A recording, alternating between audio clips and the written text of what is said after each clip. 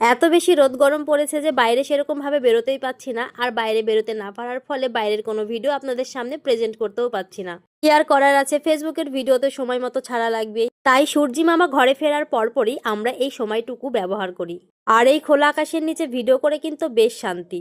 প্রতিদিনের মতো সেই দিনও ভিডিও করার জন্য রেডি হচ্ছিলাম, ঠিক সেই মুহূর্তেই দেখি হনুমান চলে এসেছে তাদের বাচ্চা সমেত, আর তাদেরকেই আমি খাবার দিচ্ছিলাম। এই জায়গাটাতে আমি, আমার যা আর বাড়ির বাচ্চারা মিলে ভিডিও শুট করি। দেখো, ভিডিও শেষ হওয়ার পরেই কিন্তু আমরা দুই জায়ে মিলে রাতের খাবার রুটি তরকারিটা এখানে বসেই কমপ্লিট করে ফেলি। খুব সহজেই পুরো সময়টা আনন্দ মজা করে কখন যে পার হয়ে যায় বুঝতেই পারি না। যাই হোক, দেখো চারিদিকের প্রাকৃতিক পরিবেশটা কত শান্ত আর কত সুন্দর। গাছপালা, আকাশ বাতাস সব মিলিয়ে দুর্দান্ত।